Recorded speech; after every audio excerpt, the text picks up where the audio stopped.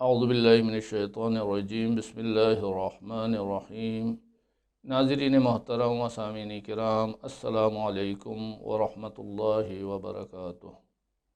مسائل اجتماعی کے سلسلے میں ہماری گفتگو جاری تھی اور بحث یہاں تک پہنچی کہ ہم خدا کے نمائندوں کی بات اگر نہیں سنتے ہیں، ان کے ساتھ کوئی برا سلوک کرتے ہیں، ان کو چھوڑتے ہیں، تو اس کا نتیجہ کہاں ہو رہا ہے؟ حضرت یوسف کو کنویں میں پھینک دیا گیا، اس کا ایک نتیجہ ہم نے بیان کیا آپ کے سامنے کہ ان کے والد نابینا ہو گئے، آسمان نے بارش کو چھوڑ دیا، زمین نے اگانا چھوڑ دیا، سارے بھائی جو ہیں بے روزگار ہو گئے، محتاج ہو گئے، بھیک مانگنے پر مجبور ہوئے۔ لیکن توبہ کی تو تمام مسائل حل ہو گئے۔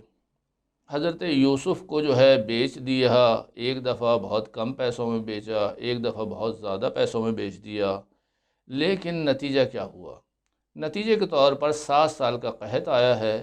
روایت اس کو اس ترتیب سے بیان کر رہی ہے کہ پہلے سال کے اندر لوگوں کو جب قحط شروع ہوا تو پیسوں کے ذریعے سے حضرت یوسف نے گندم کو، غلات کو فراہم کیا اور لوگوں کے پاس سارے پیسے ختم ہو گئے۔ دوسرا سال شروع ہوا تو حضرت یوسف، خدا کے نبی نے ان کے پاس زر اور جواہر اور جو چیزیں تھیں وہ اس کے بدلے میں ان کو یہ چیزیں گندم وغیرہ بیچنا شروع کی۔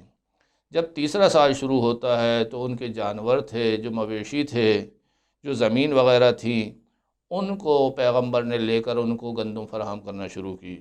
چوتھا سال شروع ہوا تو جو ان کے پاس غلام تھے، جو کنیز تھے، وہ سارے جو ہے حکومت نے لے لیے، یعنی پیغمبر نے اپنے ہاتھ میں لے لیے اور اس کے بدلے میں ان کو کھانا پانی دیا۔ پانچواں سال جب شروع ہوتا ہے تو ان کے پاس جتنی زمینیں تھیں، ان کے پاس جتنے مکانات تھے، جو چیزیں تھیں ان کی ملکیت میں، وہ انہوں نے حکومت کو دیں، حضرت یوسف کے حوالے کی اور اس کے بدلے میں اپنی زندگی کو باقی رکھا۔ چھٹا سال شروع ہوتا ہے تو وہ سب آئے اور انہوں نے اپنی اولاد کو بھی غلام بنا دیا، گروی رکھوا دیا تاکہ ان کو کھانے کو کچھ مل سکے۔ اور 7واں سال جب شروع ہوتا ہے تو اپنے آپ کو بھی پیش کر دیا کہ ہم بھی حکومت کے غلام ہیں۔ ایک خدا کے نبی کو بیچا تھا، ایک خدا کے نبی کو غلام بنایا تھا۔ خداوند عالم نے 7 سال کے اندر حضرت یوسف کے سامنے پیش کیا کہ دیکھو تمہاری یہ توہین کی گئی تھی، ہم پورے مصر کو تمہارا غلام بنا دیتے ہیں۔ یہ نتیجہ ہے۔ آیا یہ امت محمدی اگر اہل بیت کے ساتھ یہ سلوک کرتی ہے جن کو اجر رسالت قرار دیا گیا تھا، ان کے ساتھ جو زیادتیاں کی جاتی ہیں، ان کے ساتھ جو واقعات پیش آتے ہیں، کیا خداوند عالم کا حساب یہاں ختم ہو جاتا ہے؟ تاریخ ہمیں بتا رہی ہے کہ امام حسین کا جہاں سر رکھا گیا، اس کے بعد وہاں ابن زیاد کا سر رکھا گیا، وہاں مصعب کا سر رکھا گیا، آگے سر آتے رہے، بادشاہ آتے رہے۔ جب بادشاہ کو بتایا گیا کہ میں نے اس طریقے سے دیکھا ہے کہ ہر بادشاہ کا سر ہوتا تھا اور دوسرا بادشاہ ہوتا تھا، پھر اس کا سر ہوتا تھا، پھر دوسرا بادشاہ ہوتا تھا، انہوں نے اس محل کو ڈھا دیا، محل کو ختم کر دیا۔ لیکن نہیں، محل کی وجہ سے وہ سر نہیں آ رہے تھے، وہ سر آ رہے تھے ظلم کی وجہ سے۔ جب تک وہ ظلم ختم نہیں ہوگا، وہ ریشہ اصلی ختم نہیں ہوگا، یہ چیز قیامت تک جاری رہے گی۔ اسی طریقے سے ہم کہتے ہیں کہ ہر چیز کے آثار وضعی ہیں۔ اگر آج ہم دنیا میں ذلیل و خوار و رسوا ہو رہے ہیں، ہماری بات نہیں سنی جا رہی، تو ہمیں پہلے دیکھنا چاہیے کہ ہم نے کہیں کوئی غلطیاں تو نہیں کی ہوئی ہیں۔ ان غلطیوں سے توبہ کریں، ان غلطیوں کی اصلاح کریں، تب ہم ترقی کر سکتے ہیں۔ جیسے ایک واقعہ مشہور ہے کہ ایک علاقے میں ایسا ہوا کرتا تھا کہ جو شخص بھی بوڑھا ہو جاتا تھا اس کو بوری میں ڈال کر دریا میں پھینک دیا جاتا تھا۔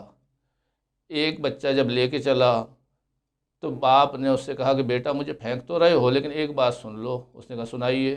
کہا دیکھو میں نے اپنے باپ کے ساتھ یہ کیا تو میرے ساتھ بھی یہ ہو رہا ہے، اس نے اپنے باپ کے ساتھ یہ کیا تو اس کے ساتھ بھی یہ ہوا، اس کے باپ کے ساتھ بھی اس نے یہ کیا تھا تو یہ نتیجہ ہے۔